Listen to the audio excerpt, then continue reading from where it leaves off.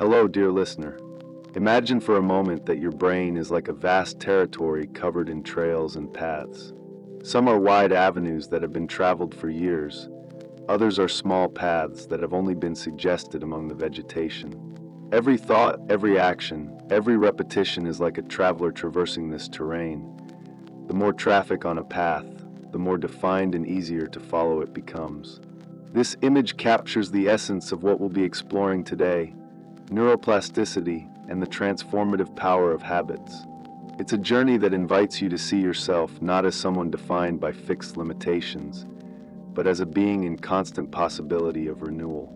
Breathe deeply with me for a moment. By exploring this theme, we are creating space for new possibilities in your life, not through empty promises or instant transformations, but through a gentle understanding of how your brain really works and how you can work in harmony with it.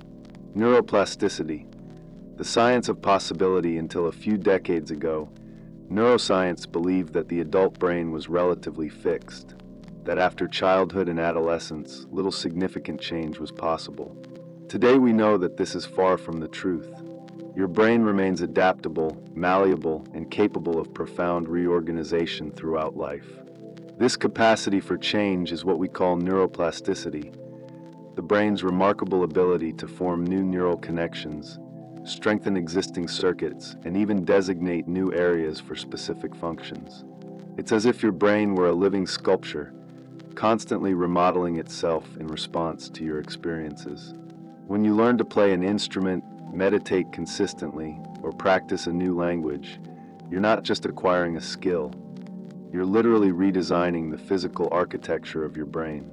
Neurons that fire together connect more strongly. Frequently used brain areas develop more connections and density. Active neural circuits are insulated with myelin, a substance that significantly increases the speed and efficiency of neural communication. There is something deeply hopeful about this understanding. It means that many of the limitations we perceive in ourselves are not permanent. They are simply a reflection of the most traveled paths in our brain territory to date. The anatomy of a habit, how our brain automates behaviors to understand how we can consciously work with neuroplasticity. We need to understand how habits are formed and sustained in the brain. Habits are patterns of behavior that have become so automatic that they occur with little or no awareness. They represent a form of brain energy saving. Frequent behaviors are delegated to more primitive brain centers that consume fewer cognitive resources, freeing your conscious mind for other tasks. At the center of habit formation is a brain region called the basal ganglia. Research by MIT and other institutions has revealed that habits follow a three-part cycle, which neuroscientist Charles Duhigg popularized as the habit loop. The cue, a trigger that initiates the automated behavior, the routine. The behavior itself, the reward. The benefit your brain anticipates and desires. When this cycle is repeated consistently, the brain gradually transfers control of the behavior from the prefrontal cortex, responsible for conscious decisions, to the basal ganglia, the center of automatic behaviors. Eventually, when the cue appears, your brain goes into automatic mode and executes the routine without significant conscious deliberation. Here's the fundamental aspect. Once established, a habit is never really erased from the brain. That neural pathway remains. However, and this is the transformative part, new pathways can be created and strengthened, eventually becoming the preferred route. It's like a river that changes its course. The old riverbed still exists, but the water has found a new path. In times of stress or when our defenses are low, we can temporarily fall back into old patterns. But with consistent practice, the new paths become more and more natural. Designing transformative habits, working with your brain, not against it. Armed with this understanding of neuroplasticity and the mechanisms of habits, we can approach the creation of new behaviors not as a battle of willpower, but as a process of intelligent design. One, identify the four pillars of a sustainable habit. Habit expert James Clear has expanded the traditional three-part model to include a crucial fourth element: craving. Between the cue and the routine lies a desire, an anticipation of the reward that actually drives the behavior. To create a new habit, consider it carefully. The cue, what consistent moment, place, or situation will serve as a trigger for your new behavior? The most effective triggers are specific and already part of your daily routine. The craving, how can you increase your desire for the new behavior? This often involves connecting the habit to a fundamental human need such as autonomy, competence, connection, or tension reduction. The routine, the behavior itself must be clear and specific. The more defined it is, the less mental resistance it will encounter. The reward, the benefit must be immediate and satisfying. Distant rewards motivate rational thought, but it is immediate pleasures that consolidate habits. 2. Use the principle of minimum ease. Our brains naturally resist efforts that are perceived as large or potentially exhausting. When we are creating new neural patterns, it is crucial to lower the initial resistance.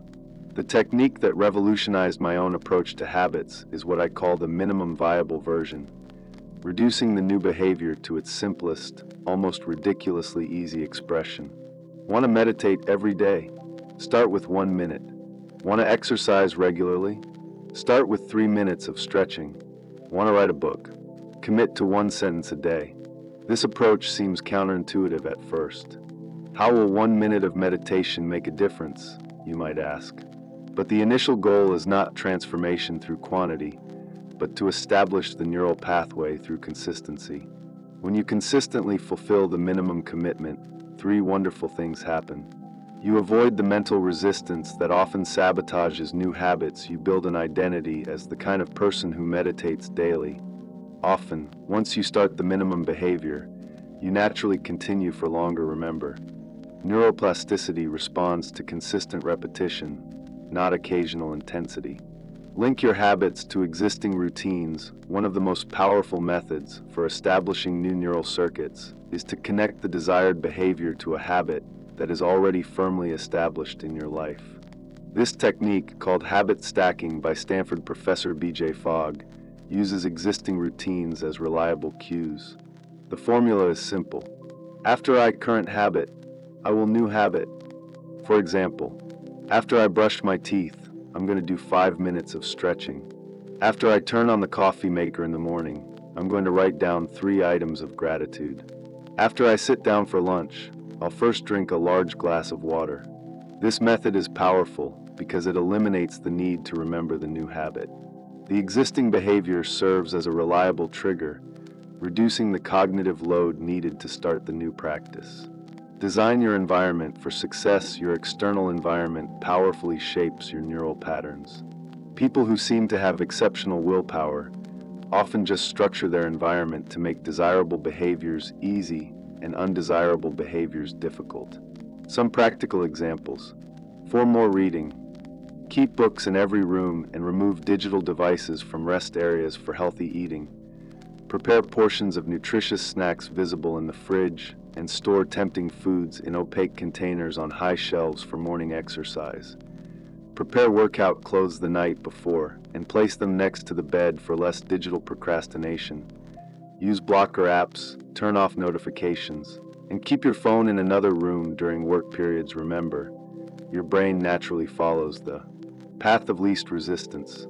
By redesigning your environment, you make the desired behavior become that path.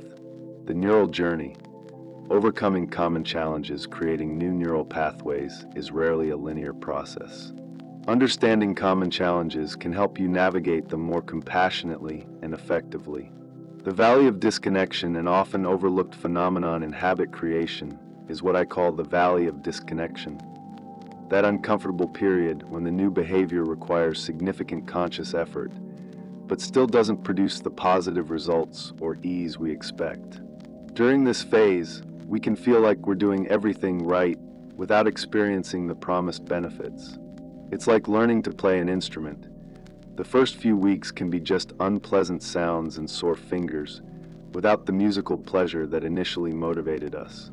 This is a crucial phase in which many abandon new habits. To persevere, consider recognizing in advance that this period will exist, creating small extrinsic rewards, to sustain you until the intrinsic rewards develop, keeping a visual record of your progress to remind yourself of consistency. Not just results. Connect with the community that values the practice you are developing. Relapses and the what matters effect. One of the biggest saboteurs of new neural circuits is not occasional relapses, but our interpretation of them. Research shows that people who see a failure as an isolated slip are much more likely to resume positive behavior than those who interpret the failure as evidence of fundamental failure. When you inevitably miss a day of the new habit, your internal response is crucial. The thought, "Well, I've screwed up, what does it matter?" is the real danger, not the initial failure. Practice responding to lapses with, "It's just a fact, not a definition. What can I learn from this for tomorrow?" This growth mindset is not only psychologically healthy, it reflects precisely how neuroplasticity works. A lost day doesn't erase the neural strengthening you've already built up. Connections only weaken with consistent neglect, not occasional failures. Transformative routines. Habits with high neural return. While any repeated behavior can become a habit, certain types of routines have especially powerful effects on neuroplasticity and well-being. Consider incorporating some of these high-return practices into your life. Consistent meditation practice. Regular meditation isn't just a habit that calms the mind. It literally reshapes the brain. Neuroimaging studies show that consistent meditation for 8 weeks can increase the density of gray matter in the hippocampus, crucial for learning and memory, reduce the size of the amygdala, fear processing center, strengthen the prefrontal cortex, seat of higher-order thinking, improve connectivity between brain regions. A particularly powerful aspect of meditation is that it works on multiple levels simultaneously. It calms the nervous system in the present moment while building long-term neural capacities. To begin, start with just 2 to 3 minutes a day of focused attention on the breath. Set a visual reminder in a place you see every day, or connect the practice to an existing routine, such as morning coffee making. Regular body movement. Physical exercise has remarkable effects on neuroplasticity, significantly increasing levels of brain-derived neurotrophic factor, BDNF, often called fertilizer for the brain. This protein supports the survival of existing neurons while encouraging the growth and differentiation of new neurons and synapses. Fascinatingly, studies show that even moderate walks of 20 to 30 minutes can increase creativity and problem-solving ability immediately after exercise. To get started, if exercise is not currently part of your routine, start with the 5-minute rule.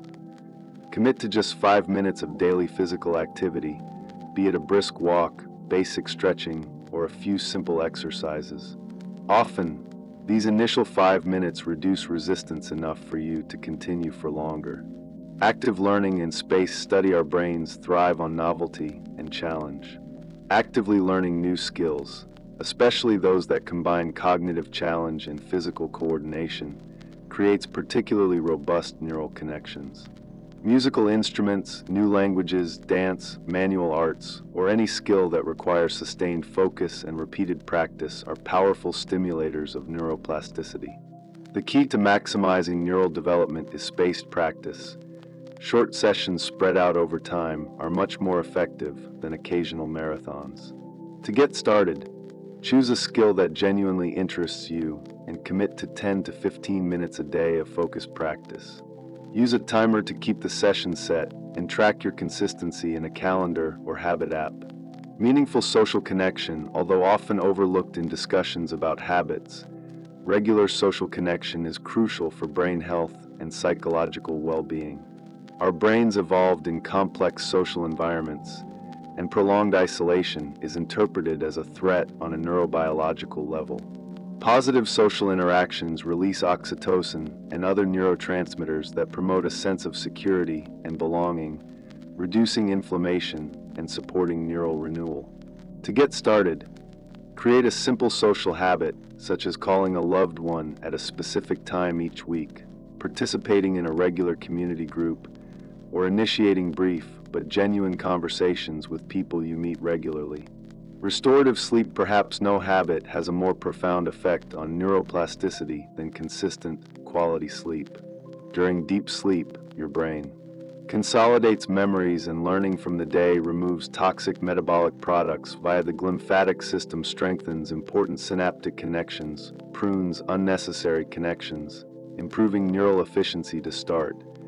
Create a nightly shutdown ritual that signals to your brain that it's time to transition. This can include dimming the lights, disconnecting from electronic devices, and relaxing activities such as light reading, gentle stretching, or journal writing. Cultivating patience. The timeline of neural transformation. One of the most common questions about neuroplasticity is, how long does it take to create new neural pathways? Although the answer varies depending on the complexity of the habit and individual differences, research offers us some useful guidelines. The first days, 1 to 7 conscious attention in the first few days of a new habit. Your prefrontal cortex is working hard. You need to consciously remember to perform the behavior, and you may experience significant resistance. This phase requires more mental energy, and the behaviors may seem uncomfortable or artificial. This is the phase where environmental support and visual cues are crucial. Reminders, alarms, strategically placed sticky notes, anything that reduces the cognitive load of remembering the new behavior. The first weeks, 7 to 21 days, growing familiarity in this period, the behavior starts to become more familiar. Resistance generally decreases, although it is not yet automatic. You are laying the foundations of the new neural pathway, but it is not yet the brain's preferred pathway. During this phase, keeping a visual record of your progress is extremely motivating. Each mark on a calendar or habit app represents concrete neural strengthening. The first month, 21 to 30 days, emerging momentum around 3 to 4 weeks in. Many people experience a turning point where the new behavior begins to feel more natural. The amount of conscious effort required decreases, and you may start to feel uncomfortable if you don't perform the habit. This is a positive sign that the neural circuitry is strengthening. Your brain is starting to integrate the behavior into your self-image and daily expectations. Complete establishment, 60-plus days automaticity. Research from University College London suggests that, on average, it takes around 66 days for a new behavior to become genuinely automatic. Although this figure varies significantly depending on the complexity of the habit and individual factors. When a habit reaches this stage, the basal ganglia has taken over much of the control. The behavior requires minimal conscious deliberation and can even feel uncomfortable when not performed. The truth about the 21-day rule: you may have heard that it takes 21 days to form a habit. This widespread myth originated from a plastic surgeon's observations in the 1950s about how long it took his patients to adjust to their appearance after surgery. The reality is more nuanced. Simple behaviors can indeed start to feel natural in around 3 weeks, but more complex habits typically require more time, often 2 months or more, to achieve true automaticity. This more realistic perspective should not discourage you, but rather encourage expectations in line with the true nature of neuroplasticity. Real transformation is rarely instantaneous, but consistent gradual changes lead to profound and lasting results. Integrating science into daily life. Your action plan. Let's turn this understanding of neuroplasticity and habit formation into practical steps you can implement today. Select a seed habit. Choose a single small behavior to start with, ideally something that takes less than 5 minutes to perform, can be performed daily, would have a positive ripple effect in other areas of life. Examples of powerful seed habits: 3 minutes of conscious breathing immediately after waking up, drinking a glass of water before breakfast, 5 minutes of basic stretching after brushing your teeth, reading 3 pages of a book before bed. 2. Define your if-then. Create a specific connection between an existing cue and your new behavior. If one specific situation occurs, then I will new habit. For example, when the coffee maker starts brewing, I'm going to do 3 minutes of stretching. After brushing my teeth at night, I'm going to write down something I'm grateful for. When I sit down to lunch, I'll have a glass of water first. Specificity is crucial here. The more defined the moment of implementation, the less deliberation is required. Minimize initial friction, identify any obstacles that might prevent the consistent execution of the habit, and eliminate them in advance. For morning meditation, prepare a specific space with a cushion/chair for journal writing. Keep the notebook open with a pen over it for exercise. Prepare workout clothes in a visible place for healthy eating. Prepare portions in advance. Remember that every micro decision needed to initiate a behavior represents a potential point of failure. Automate as much as possible. Create a visible tracking system. Visibly tracking your progress serves multiple purposes. It provides immediate satisfaction that reinforces behavior, creates a sequence effect. Where you want to keep the chain unbroken, provides objective data on your consistency. Simple options include a wall calendar where you mark each day of practice, a habit app on your phone, a jar where you add a small stone or bean after each session. 5. Build responsibility and community. Sharing your intention with others significantly amplifies the likelihood of consistency. Find an accountability partner for regular check-ins. Join a group, online or in person, focused on the same practice. Share your progress on social media or with close friends. Consider working with a coach or therapist for particularly challenging habits. Neuroscience confirms that public commitments activate social reward centers in the brain that strengthen new behavioral patterns. A final invitation: the journey of small steps. As we conclude our exploration of neuroplasticity and habits, I'd like to leave you with a perspective that has been transformative in my own life and work with clients. Real change rarely happens through dramatic interventions or radical reformulations. Instead, it emerges through the patient accumulation of small, aligned actions, each strengthening a neural pathway that, over time, becomes not just a habit, but an integrated part of who you are. When you feel impatient with your progress or tempted to seek quick transformations, remember, your brain is a wonderfully complex instrument that responds not to haste, but to gentle consistency. Every little positive action counts. Every repetition matters. Every moment of conscious practice is a seed planted that will eventually blossom. Neuroplasticity isn't just a fascinating scientific phenomenon. It's a daily reminder of the possibility of renewal that exists within each of us. Your brain right now is ready to create new paths. The journey begins with a single step, repeated with patience and intentionality. Take another deep breath. Feel the possibility of this moment. And then, with compassion for yourself and trust in the process, take the first small step. I'm here, walking alongside you on this journey of neural transformation, one habit at a time.